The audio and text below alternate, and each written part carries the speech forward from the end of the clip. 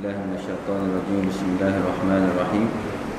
الحمد لله نحمده ونستعينه ونستهديه ونستغفره ونعوذ بالله من شرور أنفسنا ومن سيئات أعمالنا.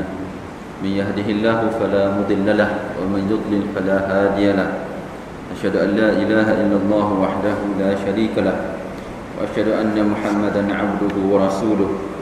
اللهم صل وسلم وبارك على سيدنا محمد في الأولين وصل وسلم وبارك على سيدنا محمد في الآخرين وصل وسلم وبارك على سيدنا محمد في الملأ الأعلى إلى يوم الدين. أما بعد، السلام عليكم ورحمة الله تعالى وبركاته.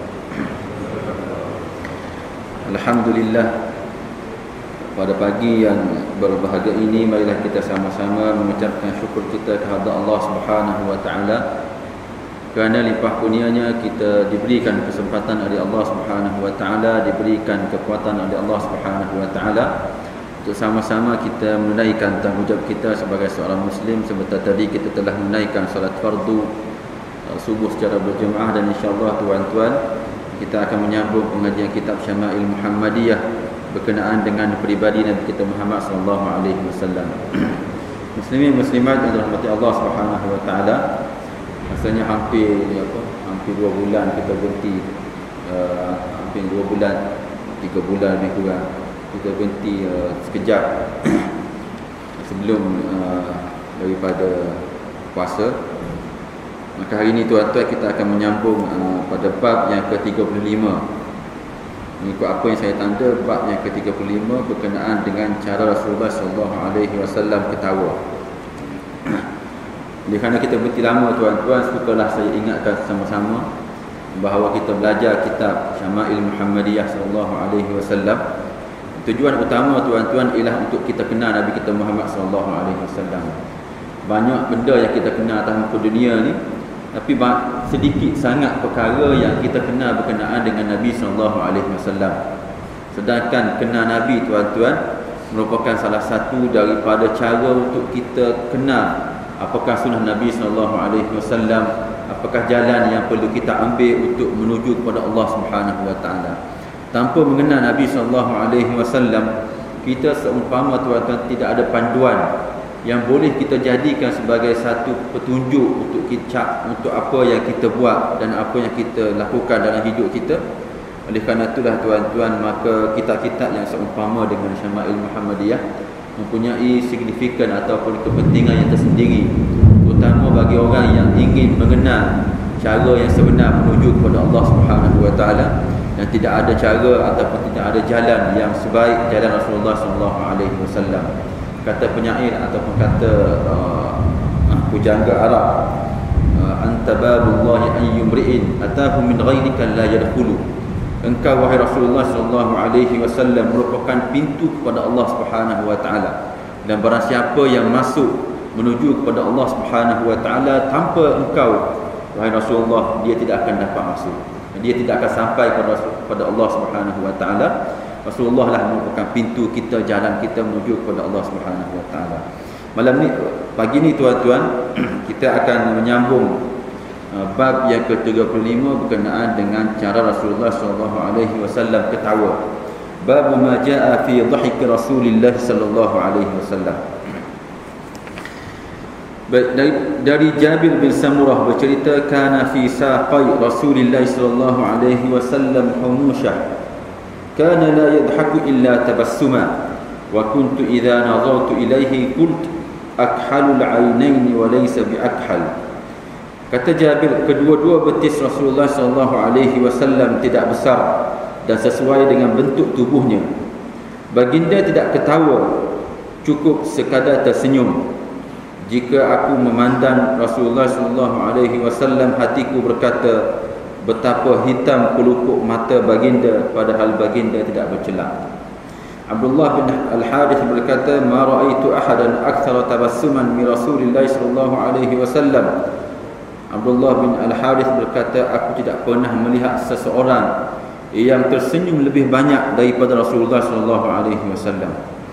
Abdullah bin Al-Harith berkata, ma kana dhahiku Rasulillah sallallahu alaihi wasallam illa tabassuma. Kata Abdullah lagi, Rasulullah sallallahu alaihi wasallam tidak ketawa, cukup sekadar tersenyum. Abu Dzar berkata, qala Rasulullah sallallahu alaihi wasallam, inni la'alamu awwala rajulin yadkhulul jannah wa akhir rajulin yakhruju minan nar, yu'ta bir rajuli yawmal qiyamati fayuqal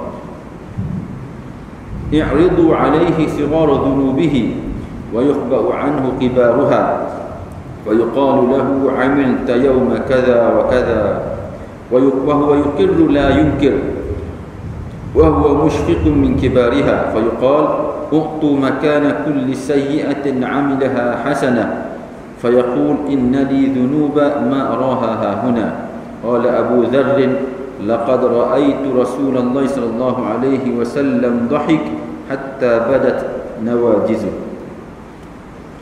Rasulullah sallallahu alaihi wasallam bersabda, sesungguhnya aku tahu orang yang pertama masuk ke dalam syurga dan yang paling akhir keluar dari neraka.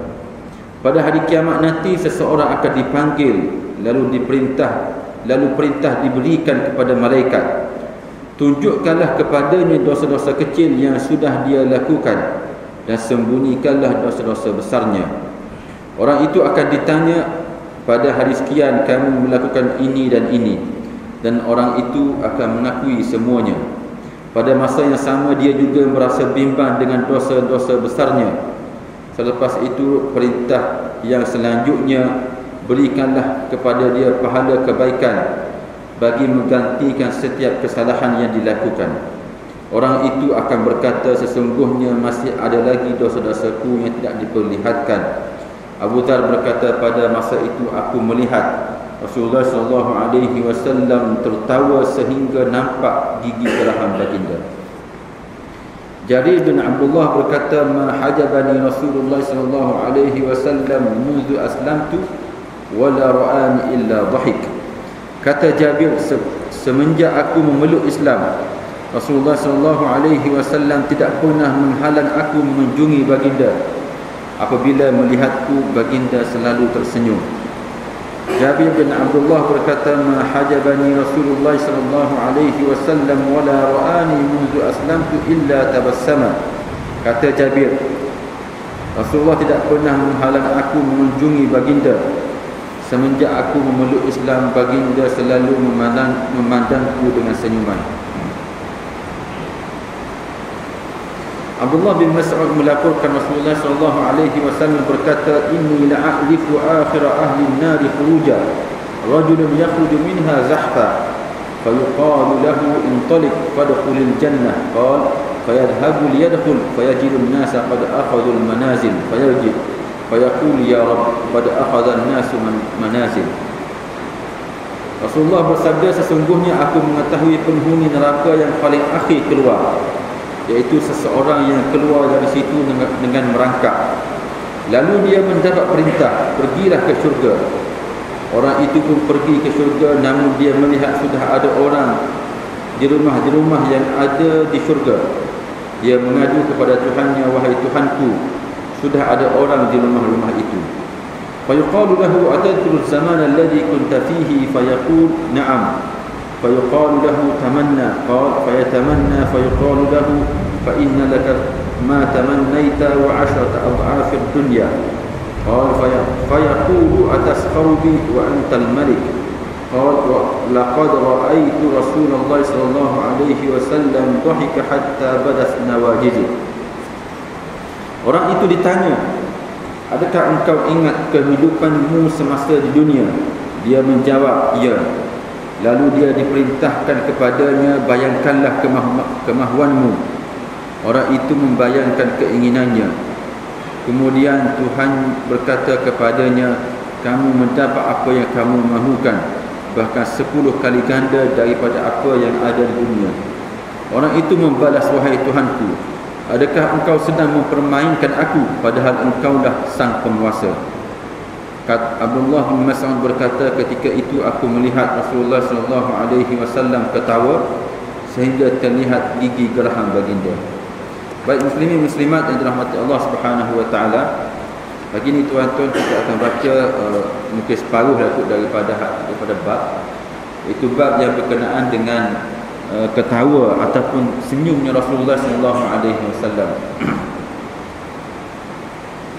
Bab yang kita baca sebentar tadi tuan-tuan, dan juga terjemahannya jelas menunjukkan kepada kita bahawa apa yang seringkali dibuat oleh Nabi sallallahu alaihi wasallam ialah banyak tersenyum.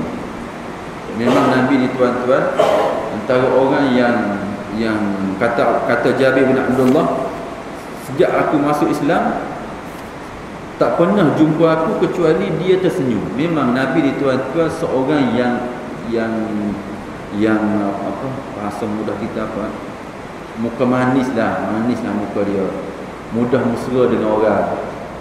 Oleh kerana itulah dalam hadis yang lalu kita pernah sebut bahawa Nabi ni tuan-tuan daimul bishri, sentiasa ceria. Jumpa orang merasa lega dan menjadi satu perkara yang diingati oleh para sahabat bahawa Nabi ni sangat banyak tersenyum dalam hidup baginda sallallahu alaihi wasallam. Dan di sebalik daripada tersenyum, Nabi kurang ketawa.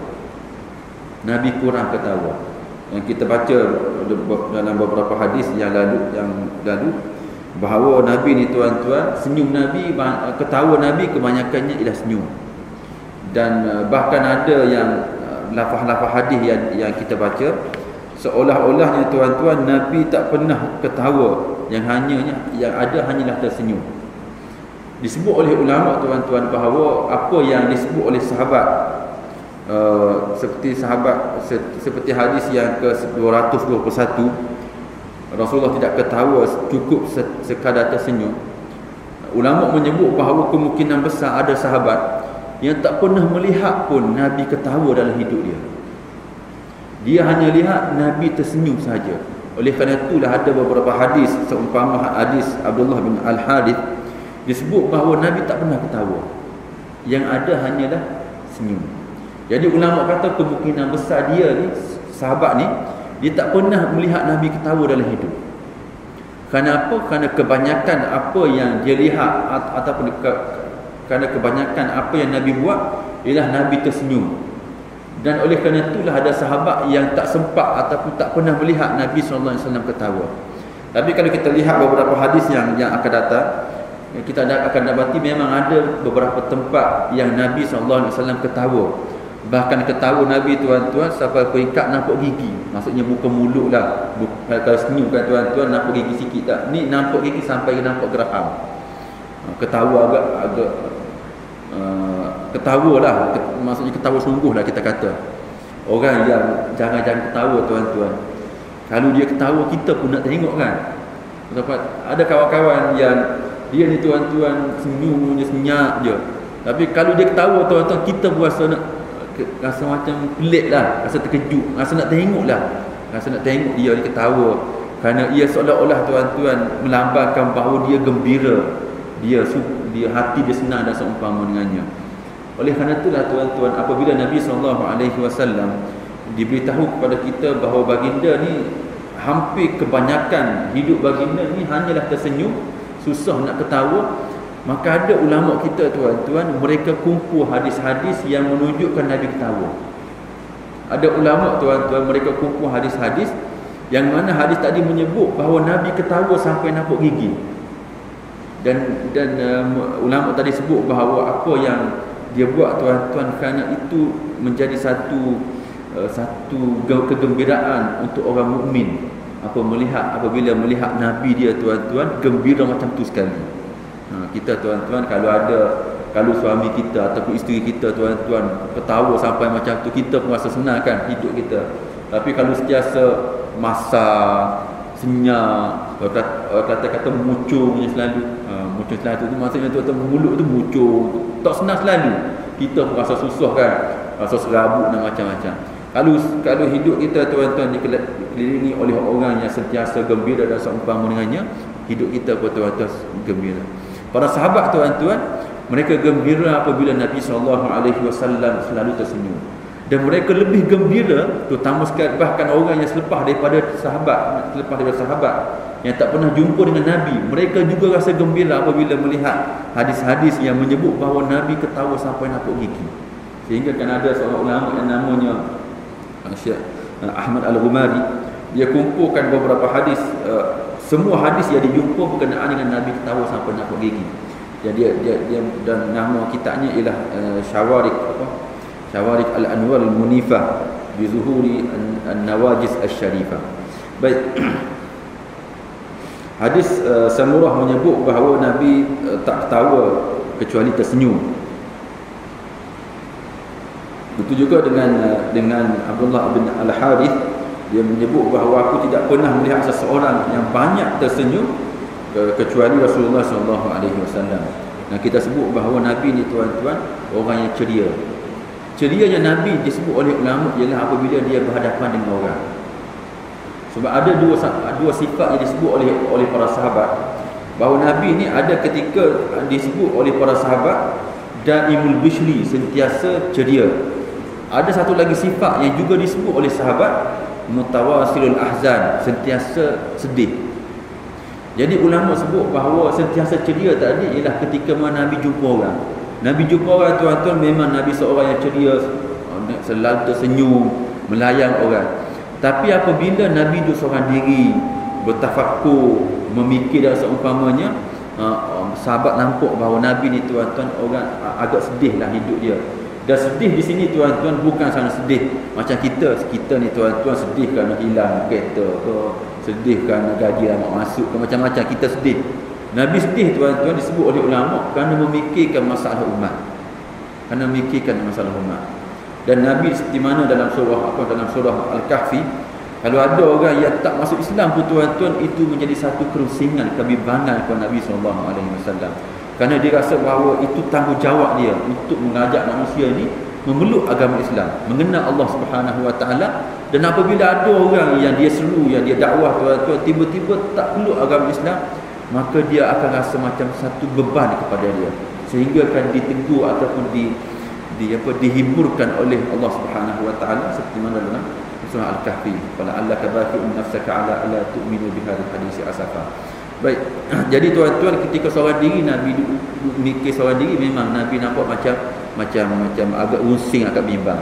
Tapi apabila berdepan dengan orang, bergaul dengan orang, maka itulah Nabi akan ceria. Dan itulah contoh tauladan yang boleh kita tiru.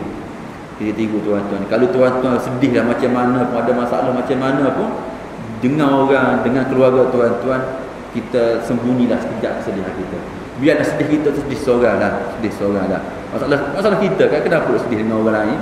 Kita yang ada masalah. Jadi dengan orang kita lah buat gembira, buat ceria. Biar orang tu rasa ceria dengan kita. Masalah kita hutang banyak, duit habis dah, gaji tak masuk lagi. Biar kita lah yang teringat, yang sedih seorang tu biar kita. Tapi tuan-tuan, apabila kita jumpa dengan keluarga, kita jumpa kawan-kawan, biarlah kita ikut cara Nabi SAW. Kita sentiasa ceria. Dan disebut dalam satu hadis, antara sedekah ini ialah kita jumpa dengan orang biwajhin taliq, dengan muka yang ceria dan dengan muka yang gembira. Itu antara sedekah yang kita boleh buat kepada orang. Baik.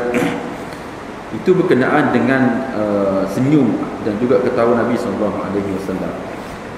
Hadis Abu Dzar tuan-tuan,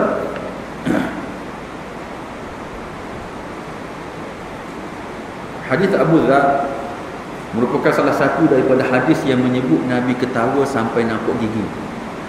Antara hadis yang menyebut bahawa Abu Dzar menyebut bahawa Nabi dalam hadis ni ketawa sehingga nampak gigi. Bahkan kalau tuan-tuan belajar bahasa Arab, perkataan yang disebut oleh Abu Dzar, laqad ra'aitu, falaqad ra'aitu tu tuan-tuan, itu kalau bahasa Arab disebut sebagai sama taraf dengan sumpah, seolah dia bersumpah. Seolah-olahnya tuan-tuan, dia nak sebut Nabi ketawa sampai nampak gigi, itu dia bersumpah. Taraf status ataupun level kalimah laqad ni dia sama dengan sumpah. Dia punya kekuatan dia. Jadi ada ulama sebut bahawa seolah-olahnya oleh kerana Nabi ni jarang ketawa, sehingga dalam hadis ni Abu Dzar terpaksa guna satu perkataan yang seolah-olahnya bersumpah bahawa dia nampak bahawa Rasulullah pada ketika itu ketawa sampai nampak gigi, sebab nak yakinkan orang. Sebab nak yakinkan orang yang mendengar bahawa demi Allah Rasulullah ketika itu ketawa sampai nakuk gigi. Nak meyakinkan orang. Kenapa? Kerana orang sedia maklum bahawa Nabi ni tuan-tuan amat jarang sekali ketawa.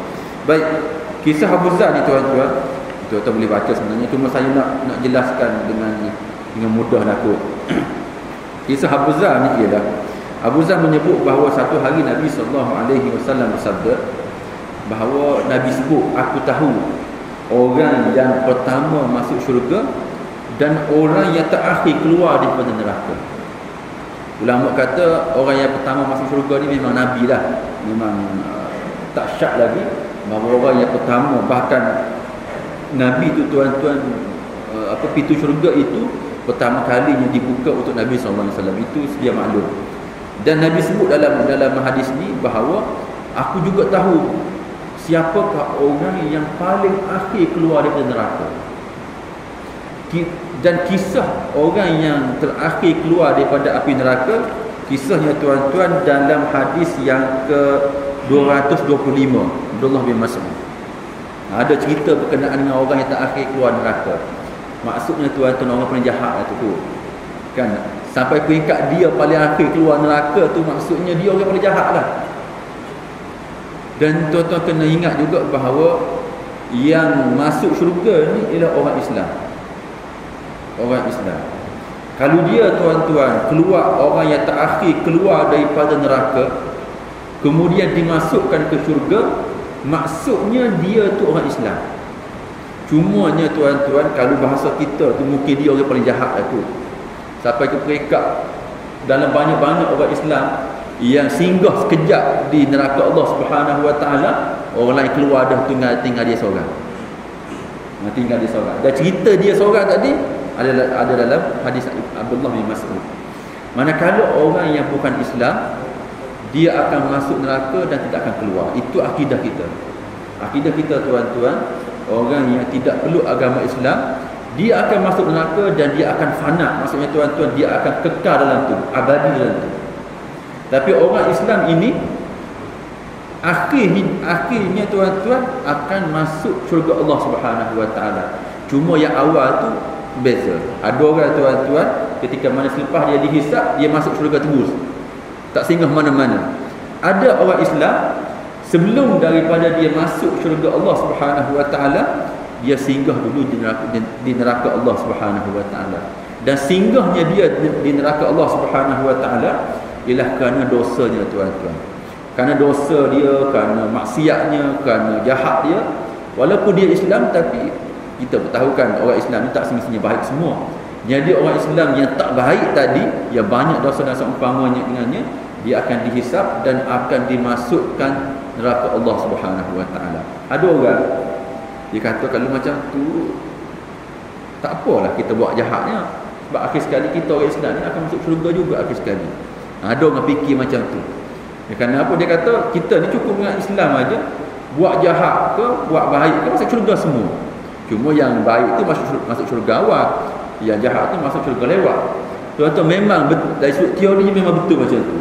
Teorinya mana-mana disebut oleh Nabi SAW, siapa-siapa yang ada iman, ada kalimah syahadah, memang dia akhirnya dengan syurga Allah Subhanahu Wa Taala.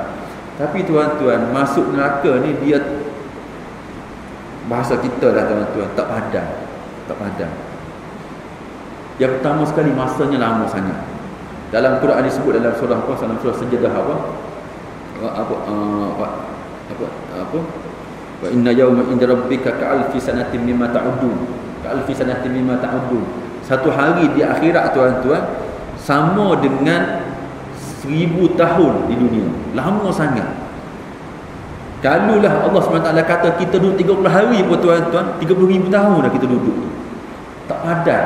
Tak padan dengan kita curi selipar, dengan kita ambil rasuah sikit-sikit. Tak padan dengan maksiat yang kita buat tuan-tuan. Kita duduk dalam neraka Allah Subhanahu Wa Taala begitu lama. Kita pun tuan-tuan, kalulah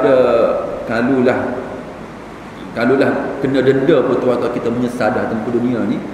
Rasanya tuan-tuan, kalulah Allah SWT bagi sehari saja pun dah menyesal, tak tentu hala dah kita.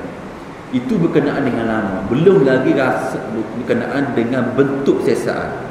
Dalam Sahih Bukhari tak silap, Nabi sebut seksa yang paling ringan di neraka Allah Subhanahu Wa Taala, yang orang kata tak apalah masuk neraka sekejap tapi masuk syurga. Tuan-tuan, seksa yang paling ringan di neraka Allah Subhanahu Wa Taala seperti mana dalam Sahih Bukhari ialah orang yang dipakaikan selipar daripada api neraka Allah Subhanahu Wa Taala.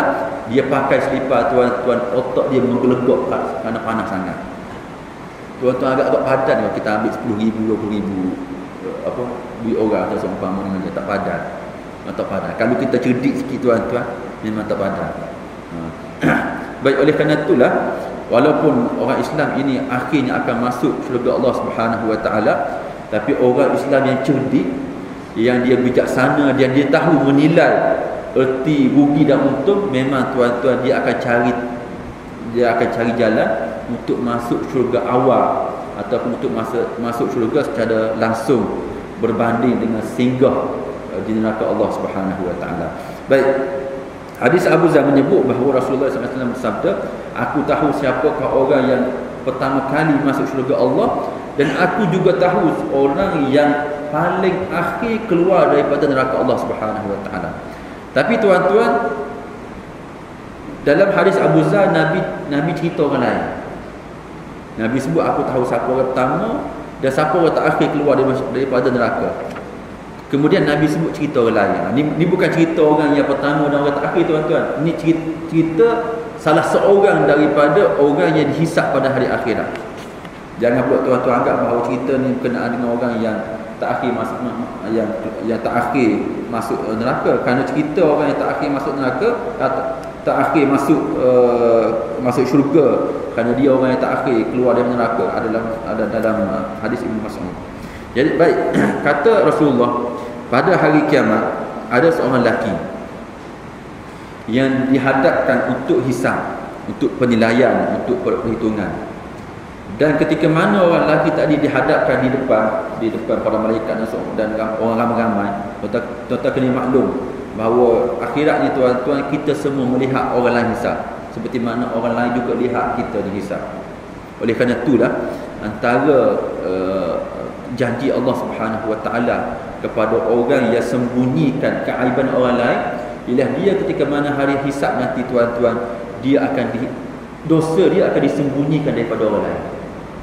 Tapi kalau orang, tuan-tuan, dia ni tak hirau maruah orang, dia ni tak hirau aib orang lain, maka dia, tuan-tuan, akan seperti biasa dihisap depan ramai-ramai, depan ayah, mak dia, depan keluarga dia, semua akan lihat dosa dia seperti mana dia juga lihat dosa orang lain. Baik, cerita ni, tuan-tuan, ialah seorang lelaki ni dibawa depan untuk dihisap, sampai giliran untuk dihisap. Ketika mana dia sampai duduk depan untuk dihisap, Allah Subhanahu Wa Taala beritahu kepada malaikat, wahai malaikat, untuk lelaki ni tunjukkanlah kepada dia dosa kecil. Maksudnya, tuan-tuan, tayangkanlah kepada dia dosa kecil, tapi dosa besar sembunyikan. Letak KIV sekejap dosa besar, tunjuk yang kecil dulu, yang biasa-biasa dulu tunjuk kepada dia. Dan tuan-tuan mungkin pernah dengar bahawa antara cara dihisap pada hari akhirat nanti ialah segala amalan yang kita buat ni, tuan-tuan. Ada ulama kata ada amalan ataupun segala perbuatan yang kita dihisap tadi, tuan-tuan, sama ada malaikat baca, maksudnya pada sekian-sekian ni kamu buat sekian-sekian, ataupun memang malaikat tunjuk pada kita apa yang kita buat, seolah-olahnya ada rakaman apa yang kita buat ketika mana kita di dunia. Oleh kerana itulah dalam surah Al-Juz' Amma, faman ya'mal mithqala dzarratin khairan yarah wa man ya'mal mithqala dzarratin syarran yarah. Siapa-siapa yang buat kebaikan walaupun sebesar zarah, dia akan melihatnya. Bukan dengar, tuan-tuan, dia akan lihat. Maksudnya, tuan-tuan, ada kemungkinan bahawa akhirat nanti memang kita akan lihat kita yang tengah buat tadi. Itu juga dengan orang yang buat kejahatan. Baik, dalam kisah ni, tuan-tuan, malaikat diminta supaya membentangkan, memberikan kepada dia dosa-dosa yang kecil dulu, tunjuk kepada dosa kecil dulu. Yang dosa besar sembunyi dulu. Dosa besar jangan tunjuk, sembunyikan. Baik, lalu malaikat pun malaikat pun beritahulah, tunjukkan kepada dia bahawa pada hari sekian dia buat sekian. Ni dosa-dosa semua ni, bukan pahala, dosa. Pada hari sekian kamu mengumpat, pada hari sekian kamu macam-macam lah. Dosa-dosa kecil ni banyak, tuan-tuan. Dosa kecil ni banyak. Jadi ketika mana malaikat beritahu kepada dia berkenaan dengan dosa kecil dia tuan-tuan, seperti dalam hadis ni, wa huwa yukirru la yukir, memang dia mengaku. Dia mengaku, tuan-tuan. Dan hari akhirat ni ada dua jenis manusia berhadapan dengan dosa. Ada orang, tuan-tuan, ada manusia yang dia memang mengaku, tunjuk dosa, memang dia mengaku, memang dia buat. Dia tak boleh nak buat apa dah, kerana benda tu dah terakam dalam CCTV Allah Subhanahu Wa Taala. Tak boleh nak buat apa dah. Ada orang, tuan-tuan, dia cari hilang, dia cari jalan keluar. Dia kata memang aku buat, tapi aku turut orang ni. Ada dalam surah Baqarah, tuan-tuan, dia sebut aku turut orang ni lah. Dalam Quran sebut, ada yang kata betul aku buat, tapi ketika tu syaitan yang hasut aku. Ada macam-macam orang. Dan orang ni, tuan-tuan, lelaki ni, dia di antara orang yang mengaku. Tak cakap banyak lah bahasa kita, tak cakap banyak. Baik. Ketika mana dia mengaku bahawa dia buat dosa kecil tadi, dosa A, B dan C, pada masa yang sama kata Nabi SAW, wa huwa mushfiqun min kibariha. Dia dah mula rasa bimbang. Dia rasa bimbang kenapa? Kerana dia tahu bahawa ketika mana dia atas muka dunia tadi, dia buat dosa besar. Dia tahu bahawa lepas ni sampailah giliran. Ni dosa kecil, apa ni jaga teruklah aku. Kenapa? Kerana ada dosa besar yang dia buat secara sembunyi dan seumpama dengannya, dan dia tahu bahawa selepas ni memang akan sampai giliran dosa besar. Mata itu teruklah aku nanti. Dia dah bimbang, dia takut dah. Mengaku dosa kecil, pada masa yang sama bimbang, takut pada dosa besar yang akan sampai untuk dipertunjukkan. Baik. Ketika mana dia bimbang, tuan-tuan, tiba-tiba kata Allah Subhanahu Wa Taala kepada malaikat, wahai malaikat, dosa-dosa kecil yang kamu tunjuk tadi kepada dia tadi, semuanya tukar jadi kebaikan semua. Dosa-dosa kecil yang ditunjukkan, Allah kata kepada malaikat, semuanya tukar kepada kebaikan. Jadi amalan soleh semua. Maksudnya, tuan-tuan, jadi benda baik semua. Memang dalam Quran sebut bahawa antara perkara yang berlaku pada hari akhirat nanti, illa man taba wa amana wa amila salihan fa ulaika yubaddilullahu sayyi'atihim hasanat. Orang yang bertaubat, orang yang buat amalan soleh, orang ni, tuan-tuan, disebut oleh Allah Subhanahu Wa Taala, kejahatan dia akan jadi kebaikan. Maksudnya, tuan-tuan, dalam timbangan tadi, dia sepatutnya dah berada dalam timbangan yang jahat, tapi dia ambil dan letak di tempat kebaikan. Berat jadi. Orang ni, tuan-tuan, antara manusia yang beruntung.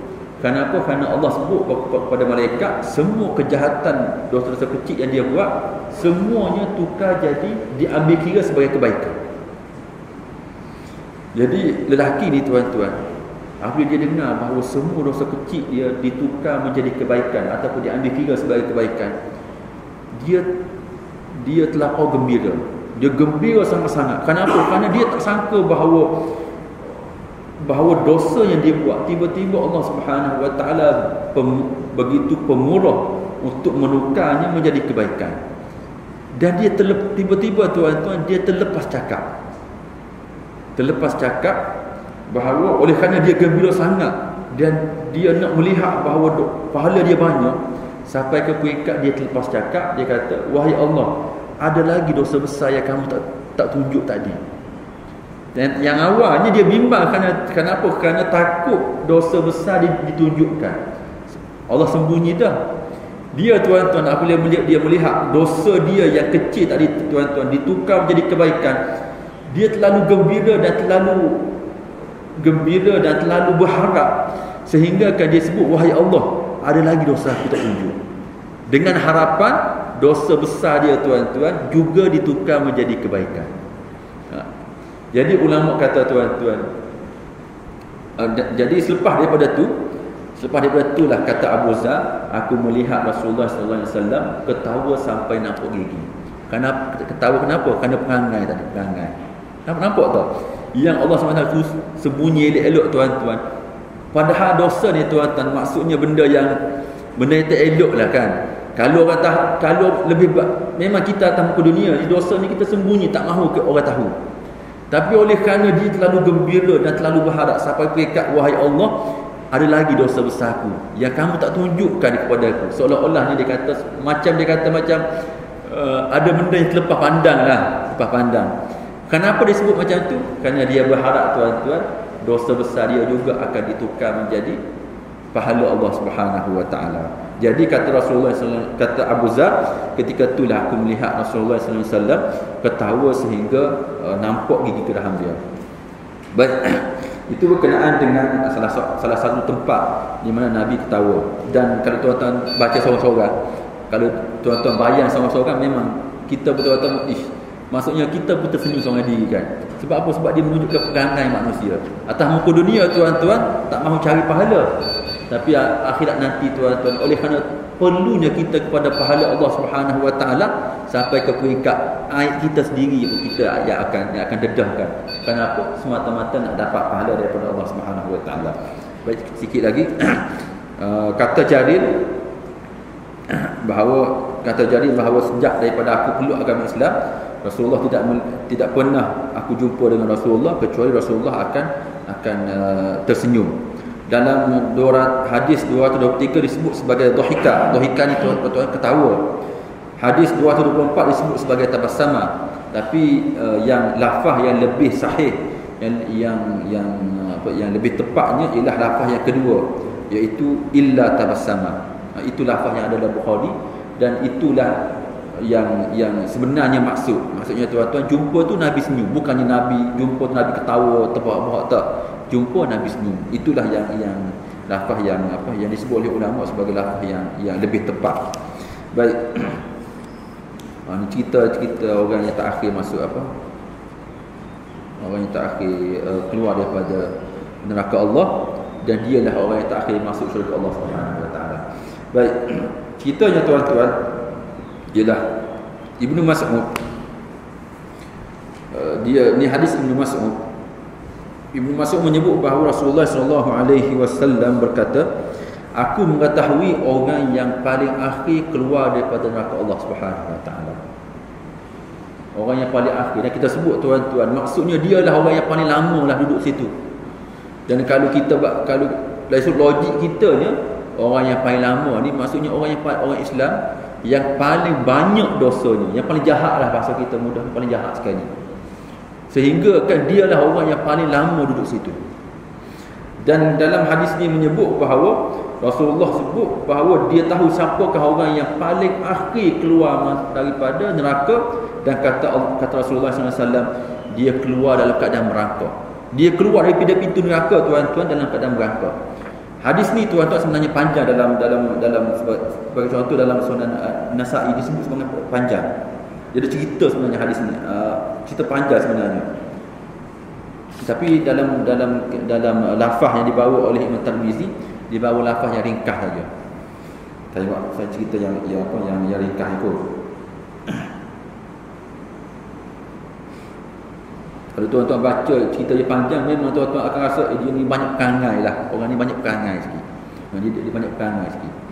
Dia keluar daripada api neraka tuan-tuan. Dalam Sunan Nasa'i sebut bahawa dia keluar daripada api neraka dalam keadaan hangus. Duduk dalam tu tuan-tuan, hangus. Keluar tu dalam keadaan hitam legah, hangus. Keluar daripada api neraka dalam keadaan hangus, dalam keadaan merangkak. Kemudian Allah SWT siram dia dengan air. Disebut sebagai ma'ul hayat, air kehidupan. Apabila dibasahi dengan air tadi, maka ketika tu tuan-tuan, kulit dia bertukar. Kulit dia mula bukan bertukar, maksudnya tubuh baliklah, mula sembuh balik. Tak hangus. Dia keluar daripada api neraka, daripada pintu neraka tadi, duduk depan pintu neraka. Dia keluar setakat tu je. Allah bagi keluar setakat tu je. Sampai situ tuan-tuan, dia nampak syurga. Jauh nampak syurga. Dia pun minta daripada Allah Subhanahu Wa Taala supaya pergi dekat. Dia pergi dekat syurga. Bukan maksud syurga, pergi dekat. Dia ni ahli neraka ni. Maksudnya orang Islam lah, tapi ahli neraka. Jadi apabila dia macam tu, Allah SWT sebut boleh kalau kamu akan diperdekatkan, tapi itulah permintaan kamu yang maksudnya permintaan terakhir. Lepas ni tak ada dah. Dia pun tak apalah, bahasa mudah kita lah kan. Tak apalah wahai Allah, itulah yang terakhir, aku berjanji Aku tak akan minta apa lagi. Dia pun, Allah pun tuan-tuan ambil dia pergi ke dekat dengan pintu syurga. Sampai pintu syurga tuan-tuan, dia nampak dalam syurga. Nampak dalam syurga dia, tadi dah berjanji dah. Dia ni tuan-tuan agak perangai sikit lah, ada perangai sikit. Dia dah berjanji dah. Dia berdoa, wahai Allah, bukalah pintu syurga untuk aku. Jadi Allah kata, tadi kamu berjanji dah, tak mahu minta tu, tak mahu minta ni. Dia kata, wahai Allah, janganlah jadikan aku orang yang paling celaka. Ada lagi orang celaka dalam neraka tadi. Janganlah jadikan aku orang yang paling celaka. Wahai Allah, minta tolonglah, merayu dia. Maka Allah kata, tak apalah, saya buka. Tak apalah, kita syurga dibuka. Buka, dan Allah kata, inilah permintaan yang kamu tak akhir. Dia pun, ya, inilah permintaan saya tak akhir. Tak mahu dah minta. Dia berjanji, tak mahu minta dah. Kemudian pintu syurga dibuka. Pintu syurga dibuka tuan-tuan. Dia nampak syurga dalam tu. Mula tak sedap duduk lah. Tak sedap duduk. Nak masuk syurga juga. Dia pun doa lah kepada Allah, nak masuk syurga. Macam tadi lah, berdoa. Allah kata, kamu dah janji macam ni. Ya Allah, janganlah kau jadikan aku orang yang paling celaka. Tolonglah ya Allah, nak masuk juga. Lalu Allah kata, tak apalah, masuklah. Barulah boleh masuk. Barulah timbul cerita ni. Barulah masuk sini. Dikatakan kepada dia, masuklah syurga. Masuk tadi tuan-tuan, apabila dia masuk, dia nampak semua tempat ada orang semua dah. Maksudnya tuan-tuan maksudnya kemungkinan masuk tadi, semua rumah-rumah macam kita, banglo-banglo yang besar-besar tu, semua ada orang semua dah. Semua ada orang, ada pemilik semua dah, tak ada kosong dia nak duduk. Lalu baru ni cerita dalam hadis ni. Apabila dia masuk, dia nampak bahawa semua orang dah ambil tempat masing-masing dan tidak ada tempat kosong. Dia pun keluar balik. Dia kata, wahai Allah, tak ada tempat kosong dah. Dia kata dia kata bahawa tak ada tempat lah dia nak duduk di syurga. Masuk je takkan masuk merayam macam tu ya kan. Nak tempat dia duduk. Jadi dia pun keluar dan keluar nak merayu sekali lagi lah, nak merayu, wahai Allah, bahawa semua orang dah ambil tempat. Dan ketika itulah Allah sebut kepada dia, adakah kamu ingat ketika mana kamu di dunia dulu, bagaimanakah kenikmatan pada waktu tersebut. Dia pun ingatlah, macam di dunia dulu yang paling besar sekali tuan-tuan, mungkinlah banglo 3 tingkat ke tempat kita kot. Banglo 3 tingkat kan, tak pernah jumpa lagi rasanya banglo 4 tingkat ni. Paling besar banglo 3 tingkat. Yang paling luas ni mungkinlah 10,000 semua macam itulah. Dia ingat benda-benda nikmat atas muka dunia yang dia tahu. Banglo yang paling besar, tanah yang paling besar berapa, kereta yang, maksudnya dia pun ingat benda macam tu. Apabila Allah SWT tanya dia, adakah kamu masih ingat kenikmatan yang kamu miliki ataupun kenikmatan yang ada atas muka dunia dulu? Dia kata, ya, saya masih ingat lagi. Walaupun duduk lama dalam neraka tu, dia masih ingat lagi. Lalu Allah sebut kepada dia tamanna ataupun tamanna. Allah sebut bahawa kamu hendaklah kamu ni berangan-angan. Maksudnya apa bahasa dia? Maksudnya tuan-tuan, Allah SWT beri peluang kepada dia untuk dia bercita-cita apa yang dia nak. Apa yang dia nak. Dia pun tuan-tuan berdasarkan dunia dia lah. Banglo 3 tingkat, tanah 10, ni bahasa kita lah kan, yang kita tahu. Banglo 3 tingkat dan seumpamanya. Dia pun ikutlah benda yang dia ingat. Rumah besar ni, tanah macam ni, kenderaan macam ni, dia ingat sama sekali. Apabila macam tu, selepas daripada dia berkhayal atau berangan-angan macam tu, kemudian Allah SWT sebut kepada dia, lakama tamannaita wa asyatu ad'afid dunya. Allah sebut kepada dia, kamu akan dapat apa yang kamu angankan tadi dan 10 kali ganda daripada kenikmatan dunia. Dunia ni tuan-tuan 10 kali ganda. Tuan-tuan bayangkan, orang yang paling jahat, orang yang paling akhir keluar daripada neraka, orang yang paling akhir masuk syurga Allah, dia akan dapat apa yang dia terbayang dalam fikiran dia, bahkan ditambah lagi dengan 10 kali ganda dunia nikmat. Dia tuan-tuan, dia tahu dia orang paling akhir, dia tahu. Dia tahu bahawa dia ni orang paling jahat sekali. Dia tahu dah, dia perasan semua orang masuk syurga semua dah. Dia tuan-tuan apabila dia dengar Allah kata macam tu, dia rasa macam dia sebut bahawa wahai Allah, adakah kamu sedang mempermainkan aku? Maksudnya dia tak percaya. Dia anggap bahawa Allah SWT ni tengah, bahasa Kelantan kata ngani, tengah sindir dia. Tengah sindir dia, orang yang paling jahat sekali dapat macam tu sekali. Dia kata, adakah wahai Allah, adakah sekarang ni kamu tengah mempermainkan aku, sedangkan engkau raja, engkau orang yang paling berkuasa. Maksudnya tuan-tuan, dia rasa macam apa yang disebut oleh Allah Subhanahu Wa Taala satu perkara yang tak logik untuk dia. Orang yang paling jahat tiba-tiba dapat nikmat yang macam tu, sehingga kan dia sebut kepada Allah Subhanahu Wa Taala, dia timbul satu tanggapan bahawa Allah Subhanahu Wa Taala sedang menyindir dia. Dan dia kata tak patut Allah Subhanahu Wa Taala sindir dia. Kenapa? Kerana Allah itu yang maha berkuasa dan orang yang ada kedudukan tuan-tuan tak cakap benda macam tu. Macam tu lah, lebih kurang tak cakap benda macam tu. Dia ingatkan bahawa Allah sindir dia. Ketika itulah tuan-tuan, kata Abdullah bin Mas'ud, aku melihat Rasulullah SAW ketawa sehingga nampak gigi. Nampak gigi. Kenapa? Kerana gelagak orang tadi. Dia tak tahu bahawa Allah SWT ni tuan-tuan, dia tak akan cakap benda yang bohong. Dan apa yang disebut oleh Allah memang dia akan dapat. Tuan-tuan bayangkan, orang yang paling jahat sekali dapat macam ni, apatah lagi tuan-tuan orang yang baik dan seumpama dengannya. Memang seperti mana disebut dalam surah Sejadah, memang tak dapat dibayangkan oleh apa? Dibayangkan oleh fikiran kita. Fala ta'lam nafsum ma ukhfiya lahu min qurrati a'yun jazaa'an bima kanu yaksibun. Tidak ada jiwa yang mampu membayangkan apakah yang diberikan oleh Allah Subhanahu Wa Taala ketika mana dia masuk syurga Allah Subhanahu Wa Taala kerana perbuatan kebaikan yang dia buat. Itu cerita berkenaan dengan orang yang paling terakhir keluar daripada neraka Allah Subhanahu Wa Taala. Dan Rasulullah SAW ketika mana bercerita berkenaan dengan orang ni, akhir tadi tuan-tuan, Rasulullah ketawa sehinggalah nampak gigi geraham dia. Kalau tuan-tuan baca dengan lebih panjang lagi, memang kita tuan-tuan duduk seorang pun rasa senyum seorang diri lah. Kenapa? Kerana banyak gelagak sangat, banyak perangai, bahasa kita banyak perangai. Allah bagi, ambil lah kan. Kenapa pula dia tanya mempermainkan dia ataupun tidak? Ambil je lah. Jadi orang ni tuan-tuan, dia masuk dalam syurga dan dia memang dapat apa yang dijanjikan oleh Allah Subhanahu Wa Taala.